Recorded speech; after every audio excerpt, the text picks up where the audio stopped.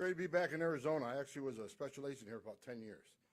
I actually came back during Operation Ice Storm when you guys were dealing with all the hostage cases back here. So I love Arizona. Look, I'm starting this out because I'm the old guy back here. I mean, we got Mark Morgan and Chief Rodney Scott, but I've been around a long time. I started in 1984 as a Border Patrol agent.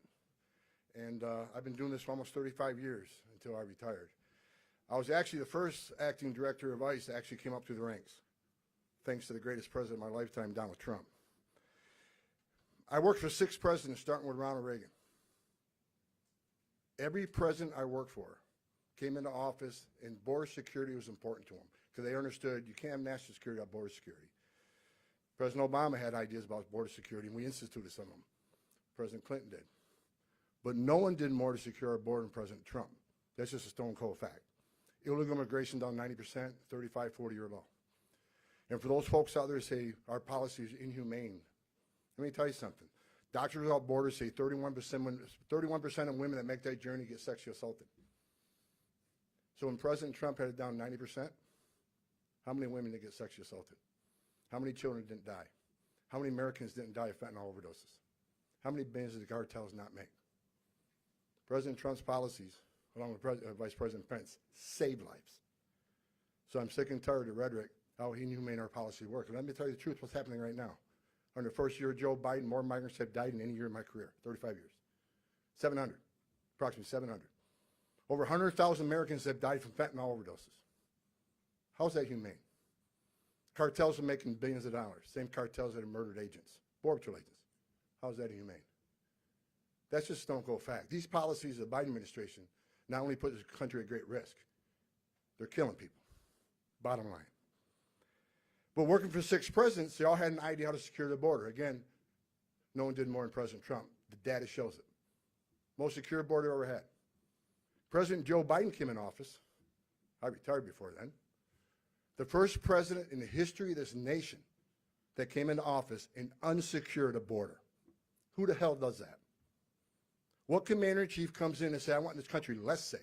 I want to unsecure the border. There's no downside in a secure border. There's no downside in people not dying. There's no downside in less overdose deaths. There's no downside in the cartels abusing the people, the most vulnerable people in the world.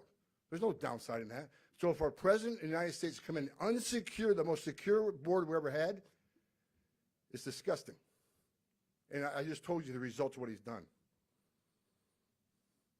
When President Trump was running office, we had immigration down 90%. That means immigration was way low. Border Patrol agents were actually back on the line doing their national security duties. They're seizing more drugs. They're arresting more bad people. Less bad people are getting in. Border Patrol's already arrested 20,000 criminals. These are people already arrested. Under the Biden administration, since he became president, we just came out with the numbers today, approximately 800,000 have entered this country illegally and were not arrested. We call them gotaways. Where's that number come from? Camera traffic, drone traffic, sensor traffic. Recorded, but they couldn't respond to them because they're too busy with the humanitarian crisis. 800,000. If the Border Patrol arrested 20,000 criminals, criminals don't want to be arrested. How many of the 800,000 are criminals? They don't want to be arrested because they don't get fingerprinted. How many of them have COVID? How many of them have TB? How many of them are a national security threat? Under this administration, the Border Patrol has arrested 42 people on terrorist screening database. Terrorists don't want to be arrested. They're trained how to evade apprehension. So apparently they weren't too smart. How many of the 800,000 came here to do us harm? No suspected terrorists. Because here's the facts. 800,000 gotaways from 161 different countries. Many of these countries sponsor terrorism. If you think not a single person of that 800,000 did come here to do us harm, then you're ignoring the facts. This is a national security issue. It's why I'm here today. I don't care what your opinion is on immigration, illegal immigration. You can have your opinion on that. But this humanitarian immigration crisis has caused a public safety crisis because the criminals come across the border and gang members, MS-13 in 48 states now. It's caused a public health crisis because of COVID and TB. And it's a national security crisis. After 9/11, I was in DC, we built systems like the no-fly list, this terrorist screening database, the visa security program, which has prevented thousands of people with derogatory information to getting a visa coming here, like the terrorists of 9/11 did.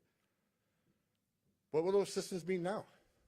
If I'm a terrorist and I want to come to the United States, why would I put myself through a visa process where I'm not going to be vetted through databases, including DOD Intel databases.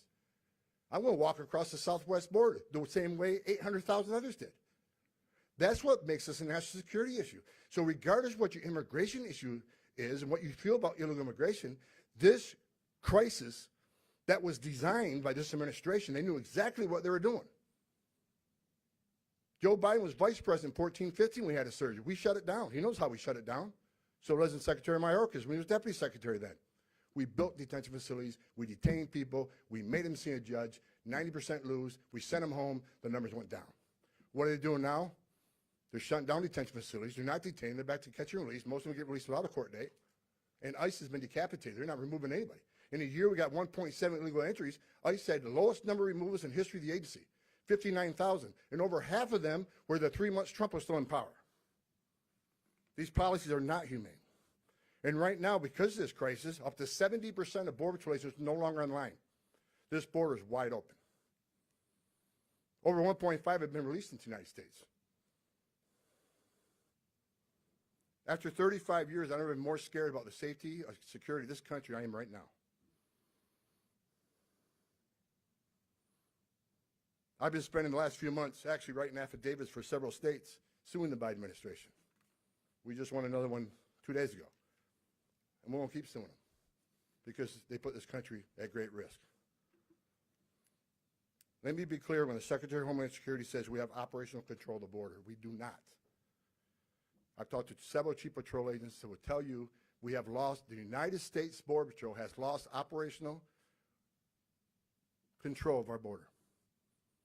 They can't contain what's coming across. I just explained. Almost 800,000 gotaways. Just this month, it's going to come out pretty soon, nearly 60,000 in 1 month. 67,000 last month entered this country and were arrested. How is that a secure border? How is that operational control? How is enough fentanyl comes across the country and drugs that kill over 100,000 Americans, and DEA says 95% of the drugs come across the southwest border? How is that a secure border? But the Secretary gets up in front of Congress under oath and lies. That's why I'm here today. I'll go anywhere in the United States to talk about this issue. I spent my career doing it.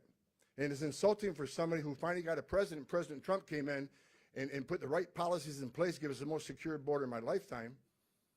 Then someone comes in and undoes it on purpose. I care because I tell the stories all the time. I've seen a lot of dead bodies in my life. I found a lot of dead migrants. I've interviewed young ladies who were raped numerous times, as young as 10 years old, by the cartels. I stood in back of a tractor trailer with 19 dead aliens, including a 5-year-old little boy that died in his father's arms, all in their underwear because the box was so hot they had to get some sort of relief. They suffocated to death in a black metal box. Tom Homan is anti-immigrant. I'm anti-illegal immigration. This country is built on immigrants. There's a right way to do it and a wrong way to do it. I can't blame anybody who wants to be part of the greatest country on earth. But you can't be a part of the greatest country on earth and not obey our laws. You can't have it both ways.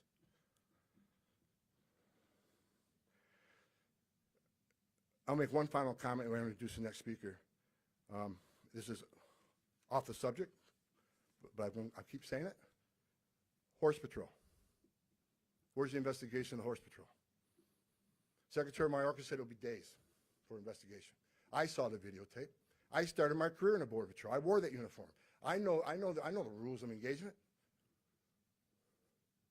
The men on those horses did nothing wrong. They did their job. They didn't whip anybody. The video's clear on that. The only people that did anything wrong were the Haitian migrants who entered the country illegally, which is a crime, and ignored orders from a federal agent, which is a crime. But everybody in this administration attacked the men and women of the Horse Patrol. The President of the United States attacked them and said they'd pay. The Secretary of Homeland Security makes a statement about Border Patrol training horses to attack babies. The Vice President, the Border Czar, she attacked him. Several members of Congress attacked him. The model in the Border Patrol is honor first. The President of the United States and the Secretary of Homeland Security stole their honor and slandered them from the White House podium. We all seen the video. They didn't whip anybody. Where's the investigation? I've been told it's over, but they're not going to announce it because it would embarrass the President and the Secretary. Well, embarrass the hell out of them. These men deserve better from their government. They deserve better from their Commander-in-Chief. Can you imagine being a Border Patrol agent, going home to your family at night, and the President of the United States just called you out as racist, and that you're going to pay? Wives and children bullied at school? They're still not back full duty. Where's the investigation? We need to demand this administration release the findings of the investigation. It needs to be done from the White House podium, the same place they slandered these heroes.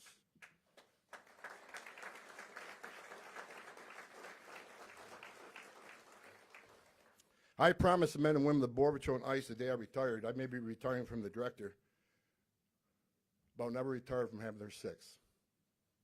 The men and women of ICE and the Border Patrol, the finest 1% this country has. They strap a gun on their hip and wear a Kevlar vest to go to work.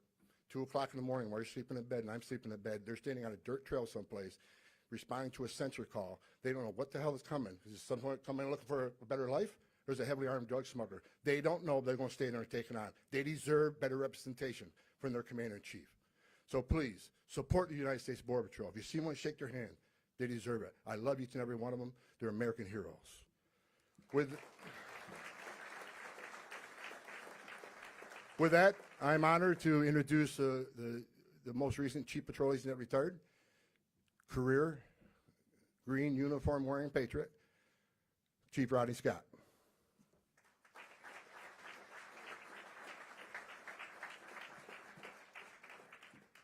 Thank you. It's always quite challenging to follow Tom Homan, and especially when you can't find your remarks, but that's fine. So I'm honored. This is why. I could probably do it without it, but it starts off in the beginning. I agree with everything Tom said. And that's really true. I do. I really appreciate the support. But I'm going to come out here and I want you to know, because I'm not going to repeat everything, but I do agree with everything that Tom just said.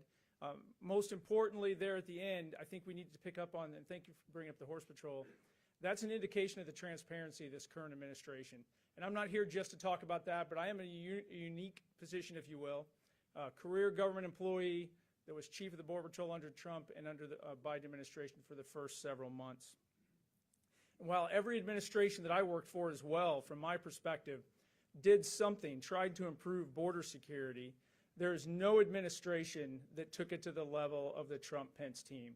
They literally got border security and understood what it was. They understood that border security is national security.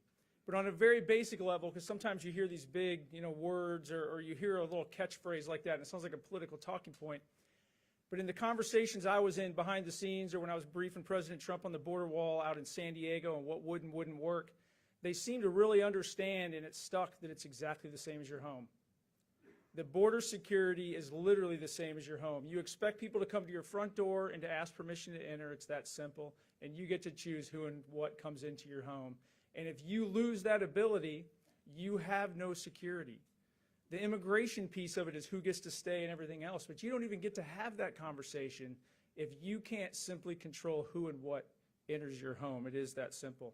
And this administration, the Trump-Pence administration, not only did they understand that, they also looked to the career government professionals, and I'm going to talk about that in a minute, for solutions, and asked us how to make it work. On a national level, instead of having one front door, we have 328. We call them ports of entry. They're around the entire country, and CBP officers are there to meet and greet people. I don't believe that it's unreasonable to ask people to come to our front door, and the Pence-Trump team agreed with us on that. But the other thing was, there's real threats facing this country. Part of my bio gets left out, but when DHS was first created, I was asked to go to headquarters, Customs and Border Protection, and help set up an Office of Anti-Terrorism. I spent about 5 years working on anti-terrorism issues. It was the first time that I sat down with a lot of three-letter agencies and got exposed to threats this country faced. That as a Border Patrol agent, both in San Diego and here in Nogales, I'd never really thought about it. I just thought about it as immigration and narcotics. But there are real threats facing this country every day. People are trying to come into this country and do us harm in one way or another. Border Patrol has arrested people already this year from 150 different countries, exceeding that. Last year, I think it was over 160. But it's the world. It's not just the Northern Triangle or Mexico that you hear people talk about. And mixed in with that is the entire gamut. Tom talked and threw out some statistics. The 42 terrorists, people on the terrorist watch list that have been apprehended just since Biden has been in office. Another thing people miss on that is that process changed. So while you look at a specific number, if you back up several years actually, CBP and Border Patrol, they interacted with some people on the terrorist watch list, but primarily, I won't get into too much detail, they were people that were already here. They were checkpoints or they were at ports of entry. This phenomenon of terrorists crossing in between our ports of entry is emerging, and it's getting worse. And that's why I tried to raise the red flag to this administration and to the oversight committees shortly after I retired. But mixed in with that 1.5 million encounters that U.S. Border Patrol has caught coming across the border this last year, it's also criminals. It's people, and by the way, when we say criminals, that means most of these people have been in the United States prior. They've been arrested, convicted, and either deported or left. Those are American criminal databases. There's no big global criminal database to pull this from. And that is not everybody, but there's a significant portion of people in there that do want to do this country harm. There's thousands of people with active arrest warrants, and that's all mixed in. The Biden-Trump administration got it. They understood. Recently, if you want to hit the nail on the head, many of you guys probably heard about a terrorist plot. Iraqi seeking refuge here in the United States was going to smuggle 4 additional terrorists across the southwest border to try to kill President Bush. There's affidavits about it. There's an indictment. You can read it. This isn't made up. Within about a week or so of that same encounter, the Border Patrol accidentally released another person that was a suspected terrorist because when they ran the records checks, it did not come back as a lookout. And it wasn't until later that it was discovered. Luckily, they apprehended that individual, but that just lets you know the true threats if you simply don't control who and what is entering your home. And this is our home. So the massive numbers, though, create a huge, huge new problem for us. Please don't misunderstand how the border works, and it has changed over the years. The cartels own every piece of that border. They control when people cross that border. And if you don't think about it in that context, let me ask you a simple question. If you're an asylum seeker, if you're from anywhere in the world, you want to come to this country, try to claim asylum, and you're going to cross the border and seek out the first law enforcement officer you can find, why are you going to drag your family across the Rio Grande River at 1 in the morning? Or go to Lordsburg or somewhere, Columbus, New Mexico, in the middle of nowhere, instead of going somewhere where it's safe? The cartels control that activity so that they can overwhelm the Border Patrol resources, local law enforcement resources, and create controllable gaps in border security where they bring the cocaine, the heroin, the terrorists, and the criminals that aren't staying at the border. Douglas, Nogales, even Tucson's transit area. All that illegal activity is going to every city, town, and state across this entire country. And people away from the border need to understand this is not a border problem. This is truly a national security problem. When we brought these issues to the Trump-Pence administration, the Trump-Pence team, we got questions back like, what can we do to help? How can we stop it? What do you think we need to do? When I brought up these issues to the transition team when the Biden administration was coming on board, I got blank stares and was told that we're not going to talk about that. We were told that we needed to focus on expediting the processing of people coming across the border to make sure that we didn't have the appearance of people backing up in Border Patrol stations. We were literally not allowed to talk about the threats facing this nation. Under the Trump-Pence leadership, when I was the chief, we made investments in infrastructure, in policies, in technologies that bought Border Patrol agents more time. Tom talked about this a little bit. But when one Border Patrol agent can patrol a much larger area, that frees up personnel resources, which is the most valuable resource you have on the border. That's the agents. That extra time bought agents time to do in-depth interviews with people we arrested. As we pushed the illegal immigration down lower and lower, more and more people being arrested were subjected to these in-depth interviews. What are they trying to get out of it? They just want to know who you paid to get here, what kind of vehicles, all kinds of questions put in databases. That intelligence was helping us systematically map out the structures of the cartels on the south side of the border, who operated where, what they smuggled, what type of threat it was to the United States, and it made the Border Patrol agents' response much more effective. Beyond that, we shared that intelligence that we gained with everybody, HSI, DEA, FBI, so that we could systematically start taking out these cartels. Every investment that we were making on the border not only made that physical line more secure, it made people in Chicago more secure, in Denver more secure, in Wichita, Kansas more secure. And I really did appreciate that. I was one of the leftovers, if you will. I was a career government employee when the administration changed as chief of the Border Patrol. It was my job to brief the oncoming administration and try to make sure they knew what threats were out there. It became very evident very quickly that the transition team and then the new politicals coming in disdained the personnel within the Border Patrol, and I hate to say this, I don't say it lightly, and the mission of the Border Patrol, and saw the border in a completely different light. My team and I stayed on. We gave every briefing we possibly could. We talked about the threats, but the evidence and the facts just fell on deaf ears. The Biden administration on day one did exactly what they said they were going to do during the campaign. And by the way, we already saw a surge in illegal immigration just from the rhetoric of the campaign. But on day one, as you all know, shutting down the border wall, shutting down a bunch of policies and programs, the tidal wave came. And you can, and I encourage you, because there's a lot of rhetoric out there, you don't even have to listen to me. Just one of those Border Patrol agents Tom talked to, walk up to them and ask them how secure the border is today. You're going to get an unfiltered response. That's the other thing, by the way. I was mandated every month to stand up in front of reporters and take questions. The Biden administration shut down all communication immediately. Why? Why would you do that? I believe because they know that the border, that their policies today are destroying the security of this nation. And they know if it has the light of day that people are going to revolt. You should revolt. The Biden administration also took the pressure off of Mexico.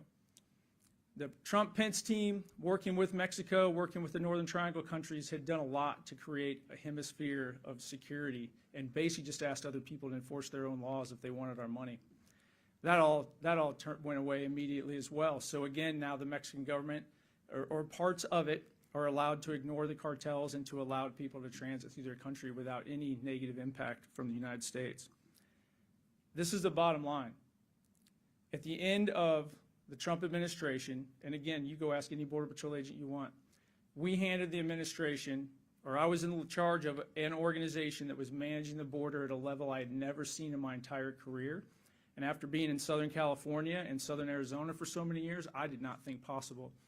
More importantly, we had a plan to keep building it out and to make it better and better. And that was going to put integrity back into our legal immigration systems so that you could actually have processes that we trusted and keep that system going.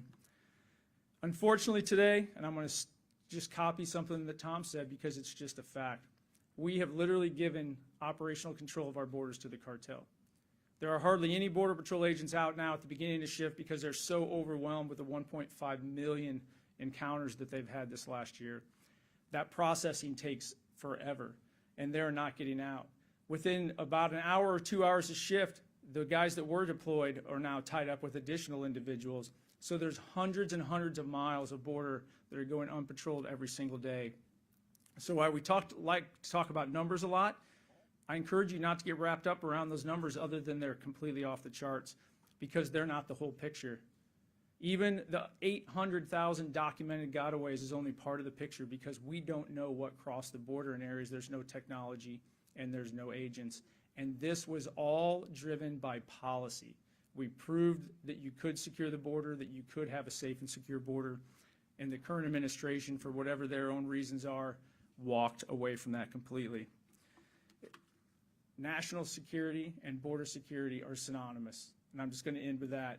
The next speaker coming up is going to talk a little bit more about specific programs, specific policies. I want to introduce him, though. He's got an unbelievably unique background. He was a Marine. He was a street cop in LA, LAPD. He was an FBI, or he ended up retiring from the FBI. He was a special agent in El Paso, but a whole FBI agent as well.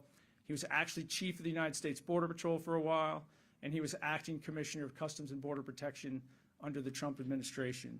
But in my own experience, I had the pleasure of working for this individual for twice. Once when he was chief of the Border Patrol and once when he was head of Customs and Border Protection.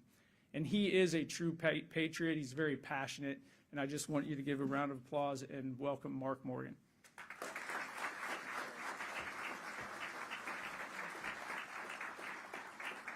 First of all, Rodney, you know what? You didn't work for me. We worked together, shoulder to shoulder. So look, I'm going to try to be quick here. I'm going to give you a snapshot of what the Trump-Pence team did to accomplish, as Tom said, the most secure border in our lifetime, because I know the reason you're here is not to hear me speak, or Tom or Rodney, with all due respect. So here's one of the most important things that they brought to the table. Wait for it. Leadership. Leadership. And with that leadership, as you heard from both Tom and Rodney, they understood several things. And one of the most important things that they understood is that border security is synonymous with our nation's safety and national security. But they also understood a little thing called the Constitution. And there's this thing in the Constitution called the Guarantee Clause, which is very clear that it says it's the federal government's responsibility to guarantee the protection of the states from threats from outside the country. And I was lucky enough and fortunate enough to have a front row seat on just how seriously the Trump-Pence team took that obligation. They understood the words of Ronald Reagan a long time ago, that any country that cannot secure its borders is not a country. They understood that what happens at the southwest border, it doesn't stay at the southwest border. It's why we say every state is a border state. They understand that secure borders, as Tom Homan's book says, saves lives. They understood that when you have illegal immigration, when you encourage, incentivize, and facilitate illegal immigration, you reduce our capability to effectively secure our borders, and we allow the cartels to have operational control. But here's something else they did, something that the current president refuses to do. I know it's real complicated. They actually came here to the border, right? And they didn't stay in an air-conditioned hangar or air-conditioned facility. They actually physically went to the border again and again and again. Heck, we just returned from the border, the actual physical border, I promise. We got out of an air-conditioned hangar. And what did they do when they were there? It was a lot more than a photo op.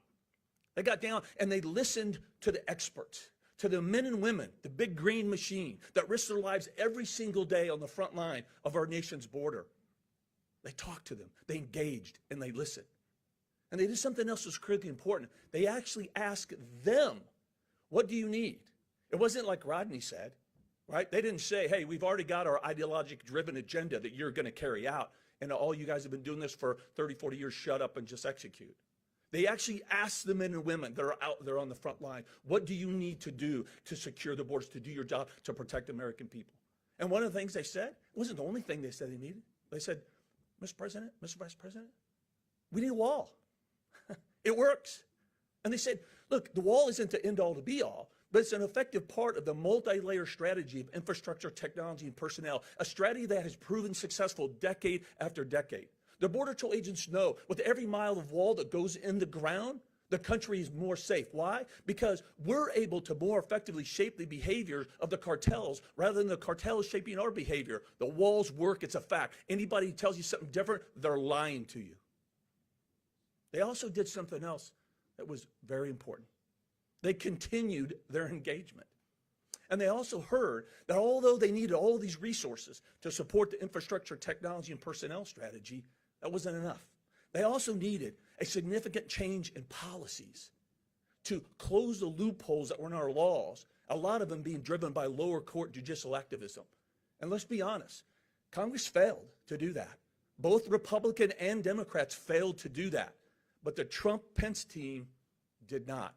They took action. They were successful. They ended catch and release.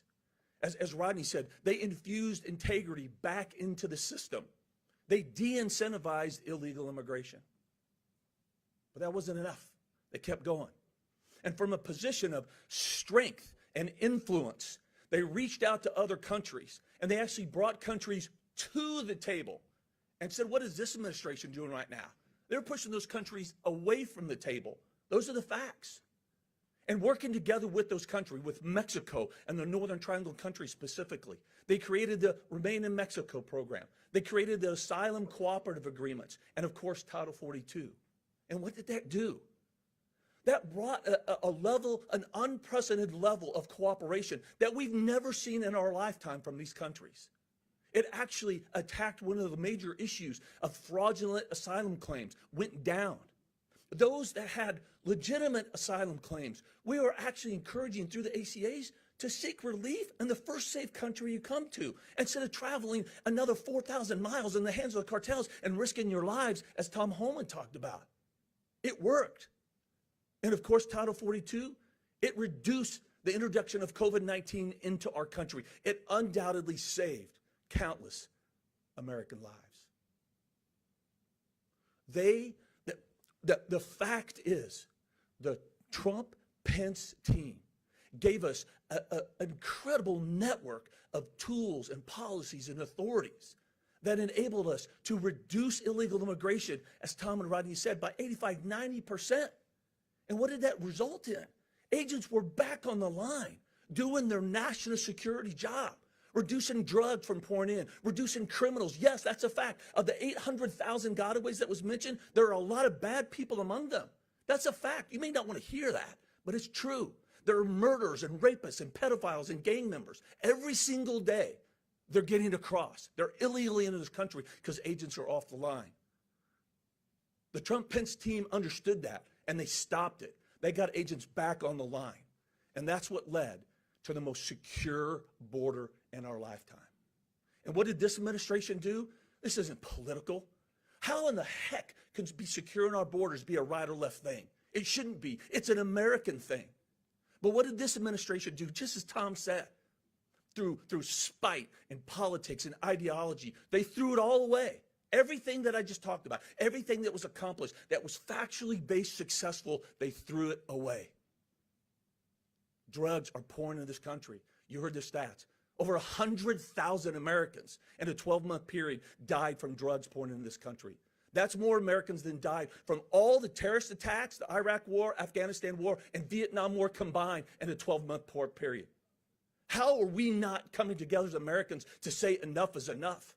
And we talked to the local sheriff and local leaders today, and they kept saying that, and it resonated with me. Tim, it's going to be a strong takeaway for me. They kept saying, enough is enough. Criminals are pouring in. You heard about the national security vulnerability, and it's all came because this administration, as Tom said, is the first administration in our lifetime that came in and unsecured the borders. Now, I have the honor and privilege of introducing a man that is why you came here and needs no introduction. But with great pride and honor, I would like to introduce you to the 48th Vice President of the United States, Vice President Pence.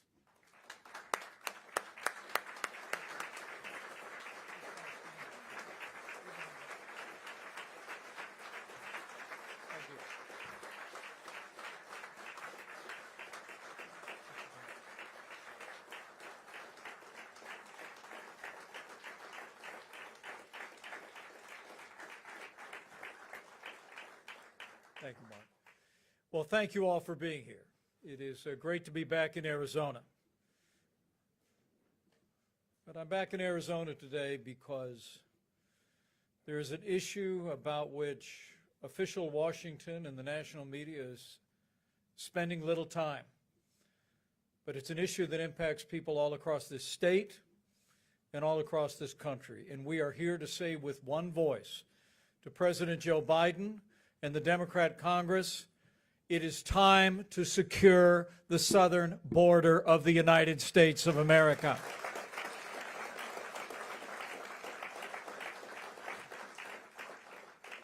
I want to thank the Arizona Commerce Authority for hosting us today, and most especially I want to thank your great governor, Doug Ducey.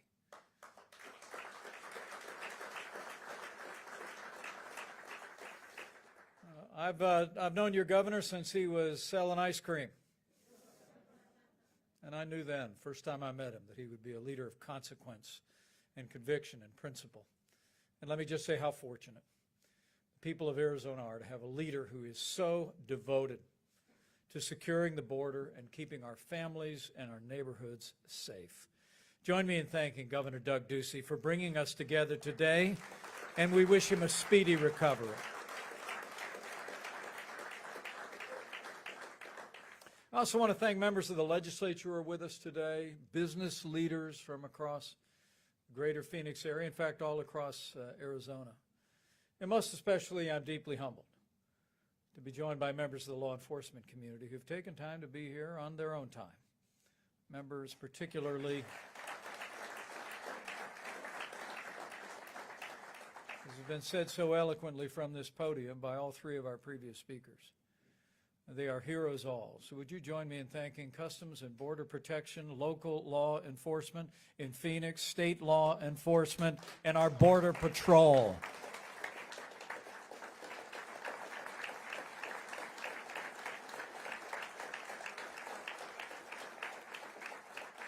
Thank you, ma'am. And frankly, it is also a great honor for me to be with three people I had the privilege of serving with when I was your vice president. I think they are three of the greatest champions of border security in the history of this country. The former acting ISIS director, Tom Holman, the former acting commissioner of U.S. Customs and Border Protection, Mark Morgan, and Rodney Scott. The last chief of the U.S. Border Patrol under our administration and this one. I saw these three men when the cameras were off, when the doors were closed, and I've never met three Americans more dedicated to a secure southern border of the United States or to the safety and security of our families. Would you join me in thanking these three outstanding leaders for their service to this country? Thank you, man. We're here today in Phoenix to discuss a crisis that this Hoosier hardly needs to inform the people in Arizona about. But it's a crisis that, while it's not getting much attention in the national debate today or from many of our national leaders, it is a crisis that literally is unfolding by the hour along our 2,000-mile border with Mexico. It's a crisis of epic proportions. It's one that's costing lives on both sides of the border and causing incalculable human suffering in our nation and nations across this hemisphere. And the hard truth is, despite the very best effort of our heroes in CBP and in the Border Patrol and local law enforcement like I was with in Cochise County today, it's getting worse by the day. The numbers really speak for themselves. 2021, there were 1.7 million encounters with illegal immigrants. That was a 379% increase over the previous year. From October 21 to April 22 of this year, the latest information is we saw another 1 million encounters, not counting 300,000 what are called gotaways. The truth of the matter is, despite the magnitude of this crisis, it can be ended almost overnight if President Joe Biden will just put back the policies the Trump-Pence administration put into effect that reduced illegal immigration by 90%. It's true. We know what works because it worked. I was there, standing shoulder to shoulder with President Trump. Our negotiations with Mexico. We got Mexico to do more to secure their southern border and ours than they had ever done in history. We got greater cooperation on asylum abuse from Northern Triangle countries than had ever even been thought about. And we saw a commitment to a physical border, to the construction of a wall, hundreds of miles of border wall. And I probably don't have to tell anyone that's taken time to be here today or anyone that's looking on. All of that has come to an end. It's jarring to hear, but frankly, it's more disturbing to see. Earlier today, we had the opportunity to visit a section of the border down in Cochise County, part of the Tucson sector that you all know well. I learned in that sector alone in 2021, there were 183,000 arrests and 115,000 gotaways. And most tragically, there were 162 migrant deaths in that sector alone. I spent the day with Sheriff Mark Daniels and his team that told us that under President Joe Biden, from the very first day of this administration, the border's been wide open. And it isn't because our men and women in green aren't trying. They're just simply overwhelmed. As he told me today, on a single day, will they have 700 people come across one area of the border. You heard it was just described. Those Border Patrol agents apprehend people, and then they take them into process, and then hundreds of more come across. The local law enforcement down there in Cochise County is working with state law enforcement, and they're trying to fill in the gaps. But it's overwhelming. Let me just say, I'm grateful to the members of the state legislature who are here. I know there's more aid on the way. I'm grateful to Governor Doug Ducey for his commitment of state tax dollars to border security. But let's be very clear. Border security is not the responsibility of the state of Arizona. It is the responsibility of the United States of America.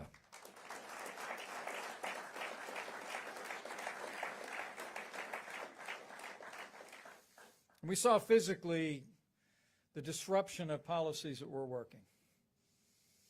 Literally made our way up a mountainside so we could stand right where the border wall construction stops. And literally within eyesight of where we were standing, I was told there was a cartel lookout post. It's manned every day so they can call in people that are either engaged in human trafficking, hauling fentanyl and opioids across the border,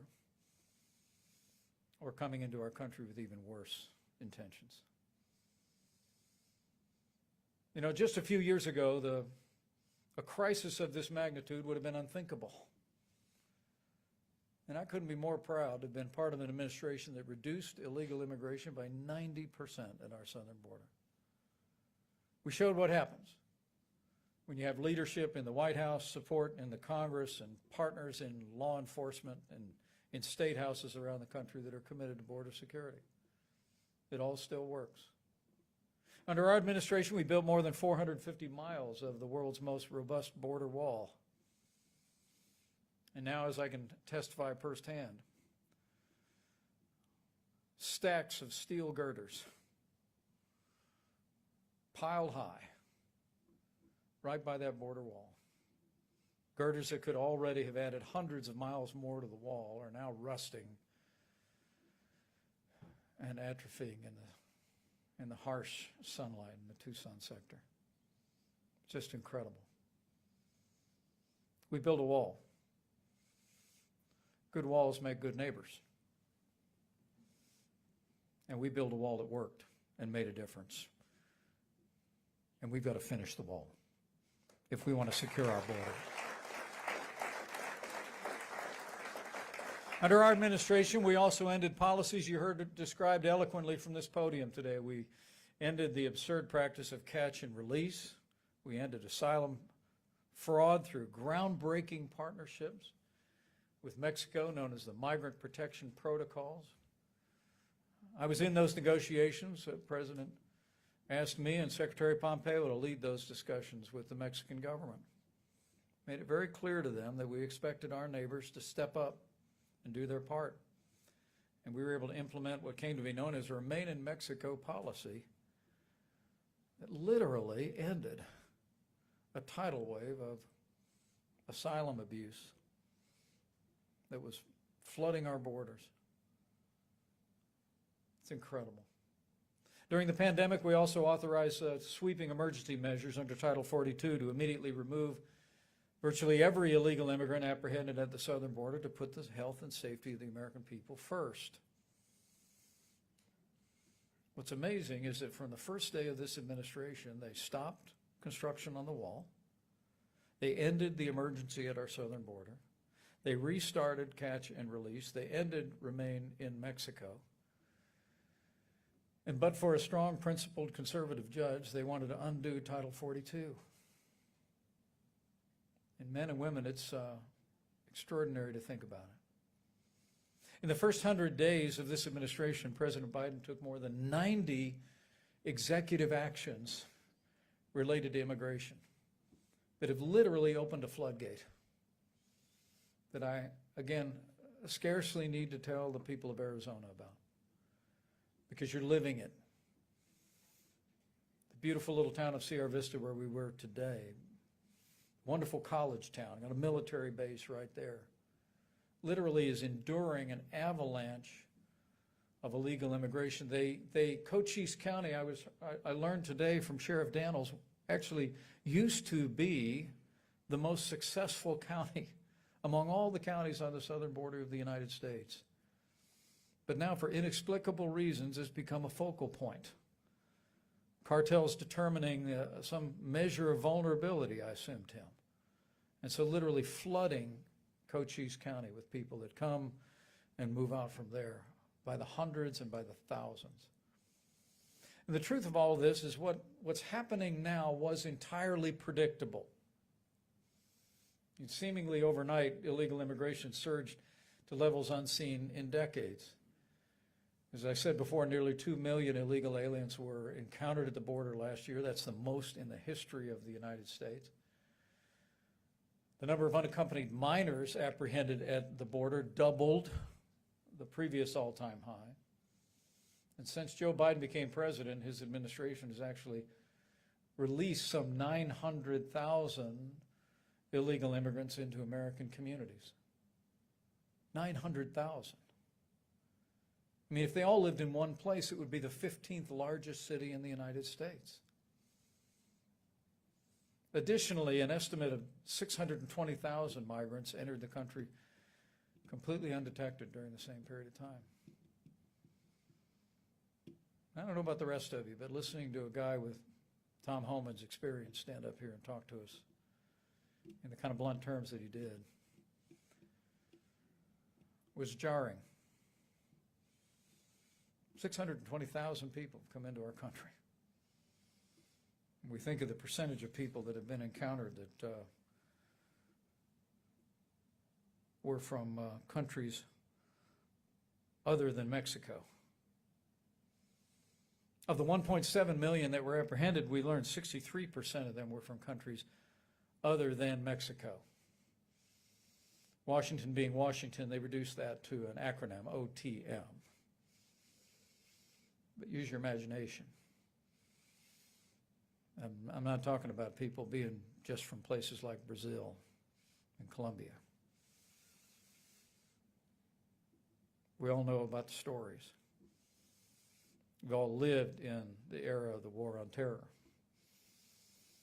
And the truth is, what you heard these three men describe is something that people who gathered here, I'm sure, know well. Border security is national security. And to keep America safe, we must secure our southern border now and always.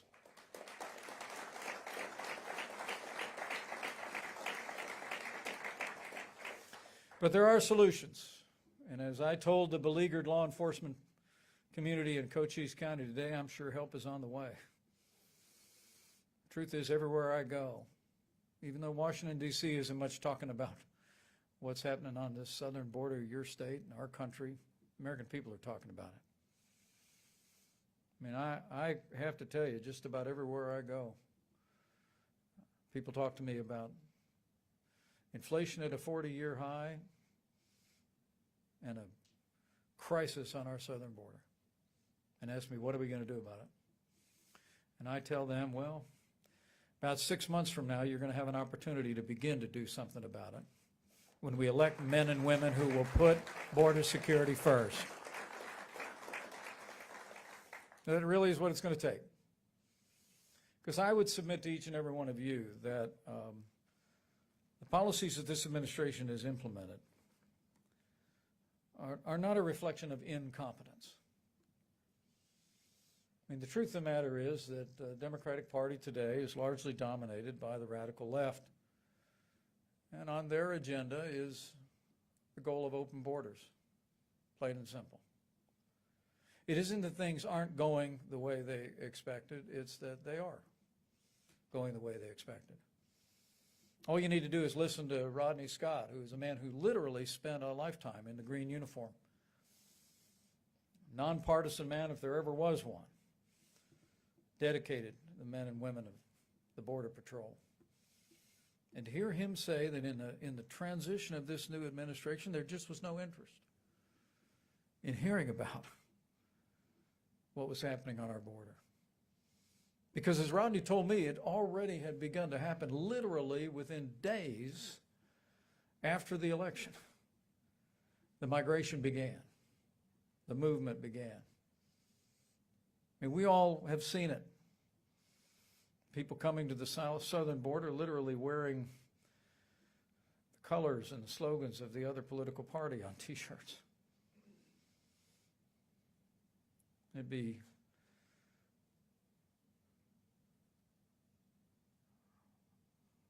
ironic, except that it's tragic.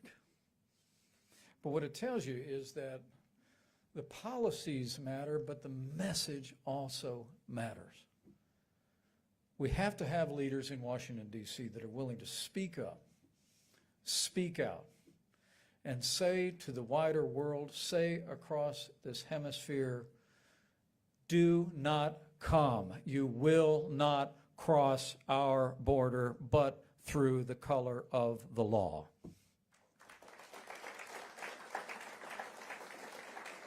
But the message that's going out today is, from this administration, is clear. If you can make it to American soil, you're home free. The unspoken word is, the odds are you'll never be arrested, you'll never be sent back home. The message was received loud and clear. As we gather here today, I don't have to tell you, there's another caravan of illegal immigrants, this one numbering, I think, 15,000 people, that's making its way to America's southern border again. They're coming because this is the greatest nation on earth. And make no mistake about it, we have a broken immigration system. And someday soon we will have leadership that secures our border and fixes this broken immigration system once and for all.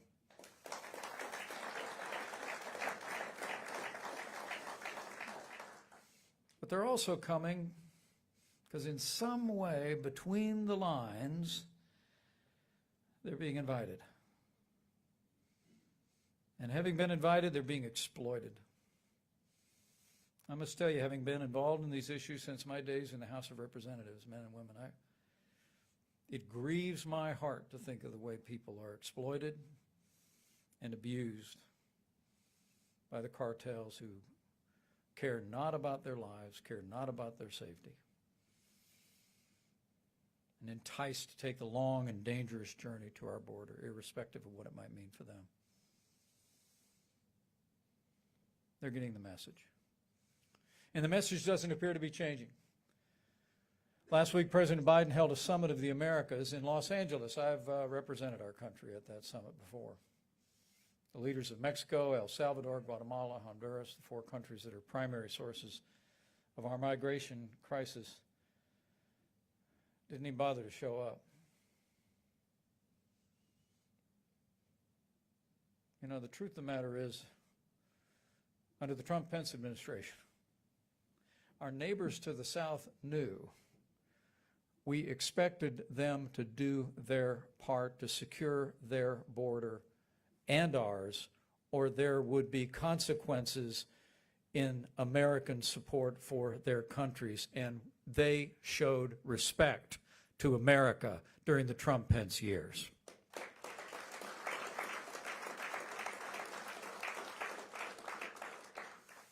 But even that wasn't present here. In fact, at that disastrous summit, President Biden declared, quote, "We are transforming our approach to manage migration." Well, if that's what you want to call it. You just heard 3 of the most credible authorities on the southern border of the United States tell you that we have lost operational control of the southern border. What the President of the United States says is it's simply a new approach to managing migration. Well, we don't need to manage illegal immigration at our southern border. We need to end illegal immigration at our southern border.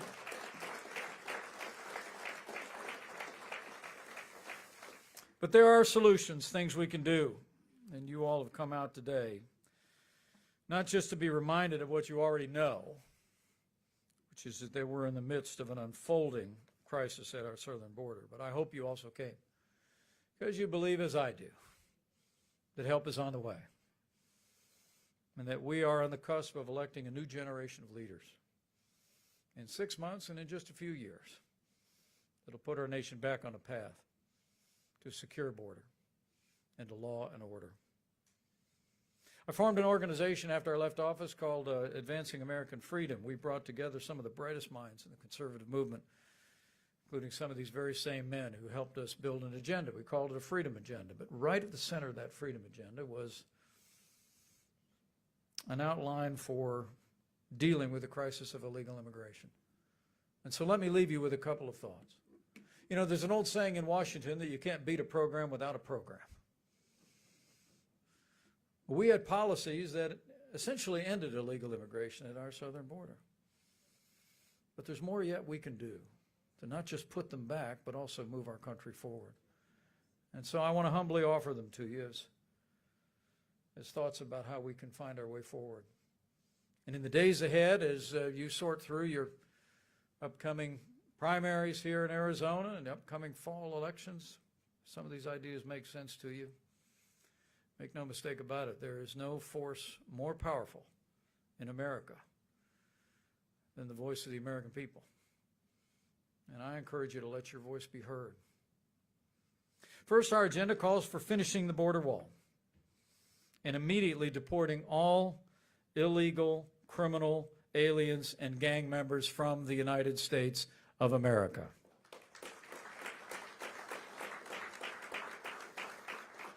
We call for banning sanctuary cities nationwide. We should also allow legal residents to sue officials who carry out sanctuary policies and prevent states from cooperating with federal law enforcement. All forms of amnesty, whether legislative or administrative, must be vigorously opposed. America is a nation of laws, and we must stand on the principle of the rule of law and reject amnesty in all of its forms. Standing on that mountainside today, I spoke to a rancher who I could see his ranch from where we stood. And I said, when did all this get started? He said, 1986, when amnesty was granted. He's a fourth-generation rancher in southern Arizona, and he looked like it. Tough, grizzled, patriotic. But he said to me, Mike, that's when it began. And so we need to begin by rejecting that principle altogether. Secondly, we must work every day to end asylum fraud, which allows millions of illegal immigrants to enter and remain in the United States. The fastest way to end asylum fraud is to demand that this Congress and this administration and Mexico reinstate the Remain in Mexico City policy. It's a very simple concept, and one that it took some doing, but we finally brought the Mexicans around to see our part of it. Very simple concept that if you want to apply for asylum in the United States, we will adjudicate your claim carefully and thoughtfully. And you can wait just right outside the door while we do that. It's amazing how many people just chose not to come and apply. Also, we need, as I mentioned before, to keep Title 42 in place, allowing for the immediate removal of illegal immigrants to protect the health and safety of the American people. As long as the coronavirus threat remains, we need to put the health of America first. And third, we need to bring about the kind of reform of our immigration system that I can tell you was already on the drawing board in the Trump-Pence administration. The time has come to end chain migration for all but the nuclear family and create a merit-based immigration system that puts the interests of America first.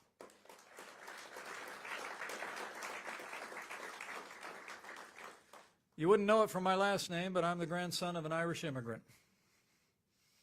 Richard Michael Cawley got off a boat on Ellis Island in 1923. Drove a bus in Chicago, Illinois for 40 years. I was named after him.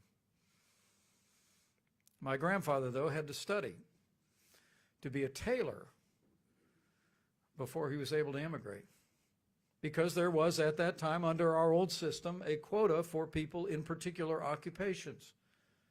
And so my grandfather went, applied himself for a year, learned to be a working tailor, got certified, and then applied to immigrate to the United States.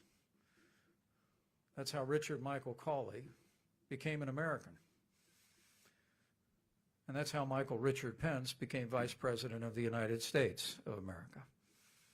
That's part of the American story. So the idea of a merit-based immigration system is actually nothing new. We're simply going back to the principle that worked before.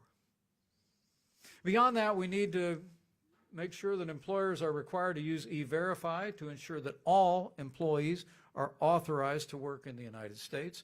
Work visas should be granted only to those employers that have created apprenticeship programs for American citizens as well.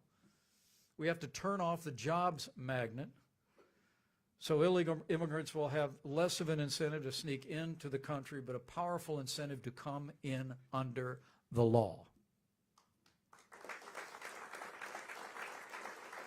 And finally, I believe it will be important as that immigration reform approaches, and as I hope and pray and am working every day that a new majority on Capitol Hill can help to forge with, in the not too distant future, a new administration as their partner. We need to ensure that all immigrants to this country are capable of providing for themselves and their families. I mean, this is a country that was literally grounded on the American dream. That if you work hard, you play by the rules, anybody can be anybody. This small town boy from southern Indiana is certainly testament to that.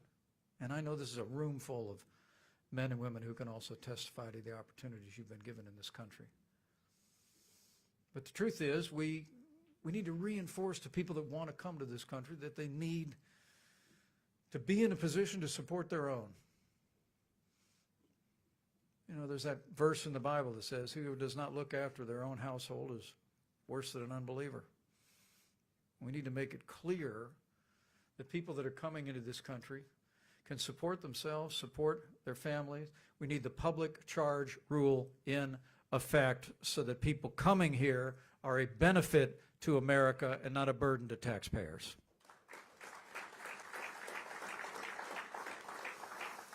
You know, until President Biden and the Democrats in Congress recognize the true nature of the border crisis and its roots in far-left policies of open borders, it's only going to get worse. And I don't know that they will. But sometimes, as the old saying goes, if they won't see the light, make them feel the heat. Last time I checked, about 6 months from now, we got another election coming around. We got an opportunity to get behind men and women at every level, local government, state houses, Congress of the United States, who understand what Gail understands in the State House, who understand what you all gathered here understand.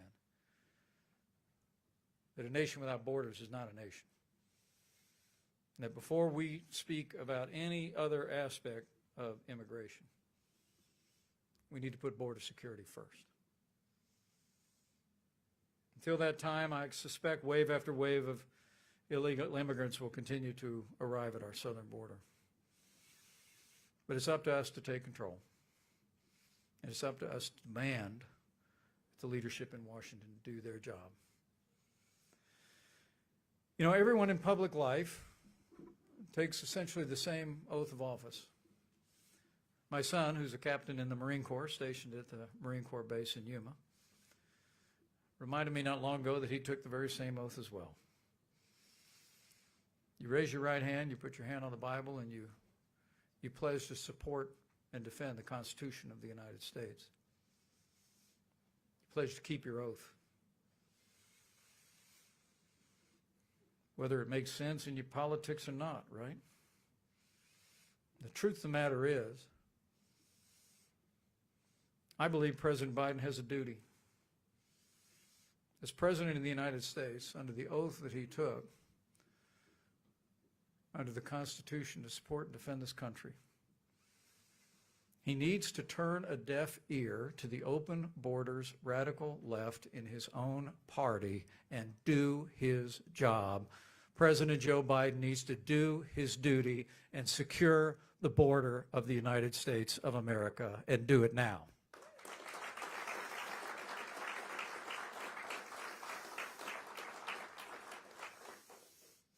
With that, I want to thank you for coming. And I hope somewhere in this conversation and hearing from these three great leaders, you're encouraged, because I am. I mean, everywhere I go across this country, I've seen an energy like I've never seen in my lifetime before. I was actually the House Republican Conference Chairman in 2010, the last time we fired Nancy Pelosi. And I got a feeling it's coming again, if we all do our part. But you're here because you know it's not just about politics. It's not just about shirts and skins. It's not just about who's in majorities. It's about our country. It's about living under a nation that is governed by the rule of law. It's about having safe streets for our families. It's having the opportunity to build everything that matters. A family, a business, and a good name. And I just believe with all of my heart, if all of us do all that we need to do in the days ahead to speak to our neighbors and friends all across Arizona and all across America about the nature of this crisis, the sources of this crisis, the solutions to this crisis on our southern border, we will elect a new generation of leadership that will secure the border of the United States, that will fix this broken immigration system, and I know the best days for the greatest nation on earth are yet to come. So help us God. Thank you all very much. God bless you, and God bless America.